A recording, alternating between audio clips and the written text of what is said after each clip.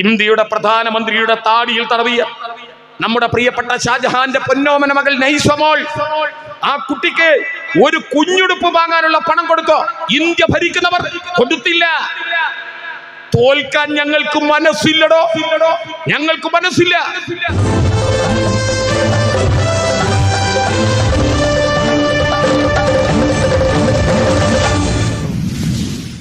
സത്യത്തിന്റെ പുലിപ്പുറത്ത് കയറി അയ്യപ്പൻ വരുന്നുണ്ട്. സത്യം പുറത്ത് വരും. അത് നമുക്ക് പാർട്ടൊന്ന് മാറ്റി പാടണം. ഈ തെരഞ്ഞെടുപ്പിൽ നിങ്ങൾ പ്രചരിപ്പിച്ച കാര്യങ്ങളായതൊക്കെ ഇല്ലേ പ്രിയപ്പെട്ടവരെ? നിങ്ങൾക്കറിയോ അതിന്റെ കൂടെ ഇവരെ പ്രചരിപ്പിച്ച മറ്റൊരു കാര്യം? വയനാട് ഫണ്ട് കമ്മ്യൂണിസ്റ്റുകാർ മുക്കി. ഇവിടെ പറഞ്ഞല്ല, ഫണ്ട് മുക്കിയ കഥയൊക്കെ പറയുന്നത്. വയനാടിന്റെ മഹാദുരന്തം ഞാൻ പറഞ്ഞു പോകണം, ആവർത്തിച്ചു പോകണം. മറന്നുപോയോ നിങ്ങൾ വയനാട്?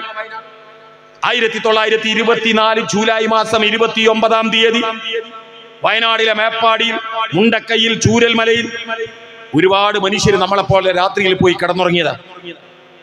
പെരുമഴ പെയ്യുന്നുണ്ട്, ഇടിവെട്ടുന്നുണ്ട്, കാറ്റടിക്കുന്നുണ്ട്. മനസ്സിലിത്തിരി വേവലാതിയും ബേജാറുണ്ട്. എങ്കിലും വീട്ടിൽ പോയി കിടന്നുറങ്ങിയതിൽ 100-400 മനുഷ്യര് പിറ്റേ ദിവസം ജീവിതത്തിലേക്ക് ഉണർന്നില്ല. കൊണ്ടുപോയി മഹാപ്രളയം. ഞാൻ വരുന്നത് കൊടിയത്തൂരിൽ നിന്നാന്ന് പറഞ്ഞല്ലോ. എന്റെ ഗ്രാമത്തിന്റെ ഒരു ഭാഗത്തൂടെ ഒഴുകുന്ന നദിയുടെ പേര് ചാലിയാർ പുഴയാണ്. ജൂലൈ 30-ന്റെ പ്രഭാതത്തിൽ ഞങ്ങൾ കണ്ട കാഴ്ച എന്താണെന്നറിയൂ? ചാലിയാർ പുഴയിലൂടെ മനുഷ്യന്റെ ജഡങ്ങൾ ഇങ്ങനെ ഒഴുകി വരിക. പെറുക്കി കൂട്ടാൻ തോണികളുമായി പോയപ്പോ ഞങ്ങൾ കണ്ടത് എന്താണെന്നറിയൂ? മനുഷ്യന്റെ ശരീരം എടുത്തു കയറ്റുമ്പോ ഉടലുള്ളതിന് തലയില്ല, തലയുള്ളതിന് കൈകാലുകളില്ല. അങ്ങ് നിലമ്പൂരിന്റെ മുകൾ ഭാഗത്ത് ചളിയിൽ പുതഞ്ഞുപോയി ഒരവയവം മാത്രം പുറത്തേക്ക് നിൽക്കുന്ന മനുഷ്യരുടെ ശവശരീരങ്ങൾ മാന്തിയെടുക്കാൻ ശ്രമിച്ചപ്പോ ആ അവയവം മാത്രമായി കിട്ടി. എന്താ കാരണം? എവിടെ കിടക്കുന്ന വയനാട് സൂചിപ്പാറ വെള്ളച്ചാട്ടത്തിലൂടെ പോരുമ്പോ അലക്ക് കല്ലിൽ അലക്കുന്നത് പോലെ മനുഷ്യനെ അലക്കി ചിന്ന ഭിന്നമാക്കി ചിതറിയ മൃതശരീരങ്ങൾ ചാലിയാർ പുഴയിലൂടെ ഒഴുകി വന്നു. അന്ന് മുണ്ടക്കയിലെ മഹാദുരന്തമുണ്ടായപ്പോ ഈ നാട് ഒന്നടങ്കം ഓടിയെത്തി വയനാട്ടിലേക്ക്. ഞാൻ ആരെയും ഒറ്റപ്പെടുത്തില്ല, ഞാൻ ആരെയും കുറ്റപ്പെടുത്തില്ല. അവിടെ നമുക്ക് രാഷ്ട്രീയത്തിന്റെ വേർതിരിവില്ലായിരുന്നു, മതത്തിന്റെ വേർതിരിവില്ലായിരുന്നു. എല്ലാവരും വന്നു, ആരും മോശക്കാരായില്ല. ഇന്ത്യയുടെ പ്രധാനമന്ത്രി പ്രത്യേക വിമാനത്തിൽ കണ്ണൂർ എയർപോർട്ടിൽ വന്നിറങ്ങി. എന്നിട്ട് പ്രത്യേക ഹെലികോപ്റ്ററിൽ ഈ മേപ്പാടിയുടെ മുകളിലൂടെ ആകാശ വീക്ഷണം നടത്തി. സാന്ദർഭികമായി പറയണം, ആ ഹെലികോപ്റ്ററിന്റെ പൈസ ആര് കൊടുക്കണം? ഞങ്ങൾ വിചാരിച്ച് നമ്മൾ കൊടുക്കണം.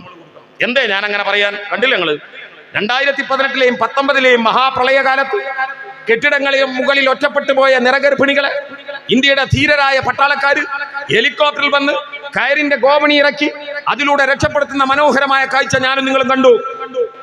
എന്നാലോ 2 ആഴ്ച കഴിഞ്ഞപ്പോ നരേന്ദ്രമോദി റെസീറ്റ് ബുക്ക് കയറ്റി വരുന്നു. എന്തിനാണ്? ഹെലികോപ്റ്ററിന്റെ വാടക കോട്ടയം.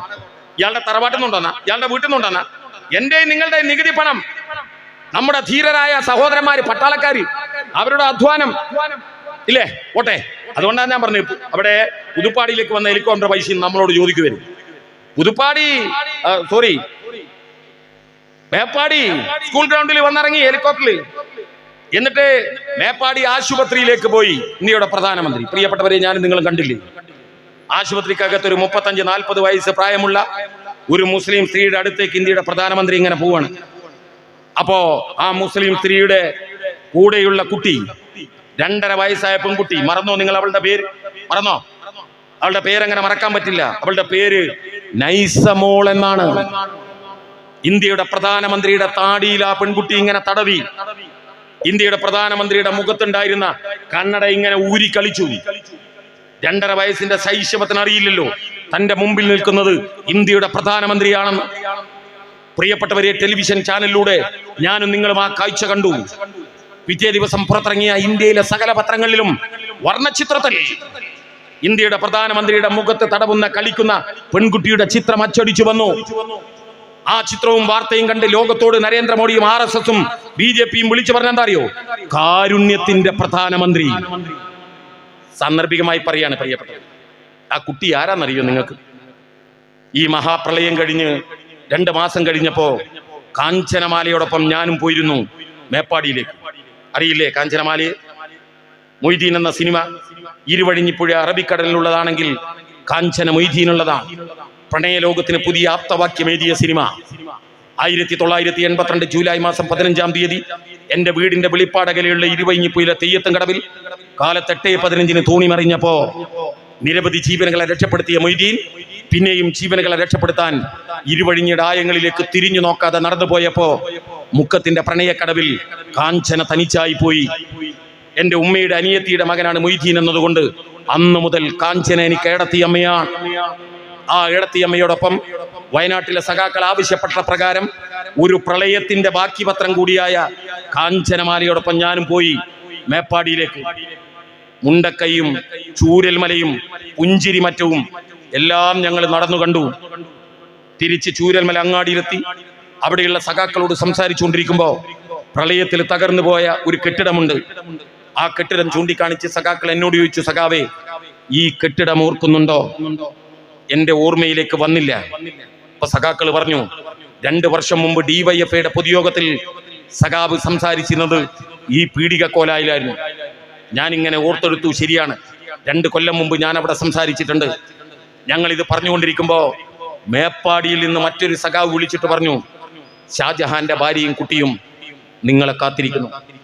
പ്രിയപ്പെട്ടവരെ, നിങ്ങൾക്കറിയോ ആരാ ഷാജഹാൻ എന്ന്? അന്ന് ഈ ചൂരൽമലയിലെ DYFIയുടെ പൊതുയോഗത്തിൽ ഞാൻ പ്രസംഗിച്ചപ്പോ എനിക്ക് നന്ദി പറഞ്ഞ സഖാവിന്റെ പേരാണ് ഷാജഹാൻ. അവൻ ഇനി ലോകത്ത് ജീവിച്ചിരിപ്പില്ല. കൊണ്ടുപോയി മഹാപ്രളയം അവനെ. അവന്റെ ഉമ്മാനെ കൊണ്ടുപോയി, അവന്റെ ബാപ്പാനെ കൊണ്ടുപോയി, അവന്റെ മറ്റൊരു കുട്ടിയെ കൊണ്ടുപോയി. ആ ഷാജഹാന്റെ പൊന്നാര മകളുടെ പേരാണ് നൈസമോൾ. ഇന്ത്യയുടെ പ്രധാനമന്ത്രിയുടെ താടിയിൽ തടവിയ പെൺകുട്ടി. മേപ്പാടി അങ്ങാടിയിലെത്തി ഷാജഹാന്റെ പ്രിയപ്പെട്ടവളെ കണ്ട് സംസാരിച്ചുകൊണ്ടിരിക്കുമ്പോ അറിയാതെ ഞാൻ അവരോട് പറഞ്ഞു പോയി, നിങ്ങളുടെ പ്രിയപ്പെട്ടവനായിരുന്നു എനിക്കന്ന് നന്ദി പറഞ്ഞിരുന്നതെന്ന്.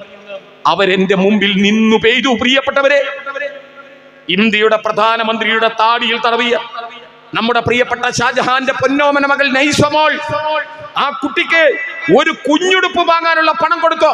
ഇന്ത്യ ഭരിക്കുന്നവർ കൊടുത്തില്ല. തോൽക്കാൻ ഞങ്ങൾക്ക് മനസ്സില്ലടോ, ഞങ്ങൾക്ക് മനസ്സില്ല. ഞങ്ങളുടെ യുവജന പ്രസ്ഥാനത്തിന്റെ പേരാണ് DYFI. ആ DYFIയുടെ സംസ്ഥാന പ്രസിഡന്റിന്റെ കൂട്ടുകാരൻ, നാട്ടുകാരൻ വസീഫ്, കൂത്തുപറമ്പുകാരൻ സജീഷ്, സെക്രട്ടറി അല്ലേ, അവര് പ്രഖ്യാപിച്ചു ആ വയനാടിന്റെ മഹാദുരന്തത്തിൽ വീട് നഷ്ടപ്പെട്ട 25 പേർക്ക് ഞങ്ങൾ വീടുണ്ടാക്കി കൊടുക്കും. നിങ്ങളുടെ ആരുടെയെങ്കിലും മുമ്പിലേക്ക് അവർ റെസീറ്റുമായിട്ട് വന്നോ? നിങ്ങളുടെ ആരുടെയെങ്കിലും മുമ്പിലേക്ക് അവർ പാട്ട ഉലുക്കി വന്നോ? വന്നില്ല. അവരെന്ത് ചെയ്തു? ഞാനും നിങ്ങളും ഈ റോഡിലേക്ക്, നാടിലെ റോഡിലേക്കും തോടിലേക്കും വലിച്ചെറിഞ്ഞ പ്ലാസ്റ്റിക് മാലിന്യങ്ങൾ പെറുക്കിക്കൂട്ടി.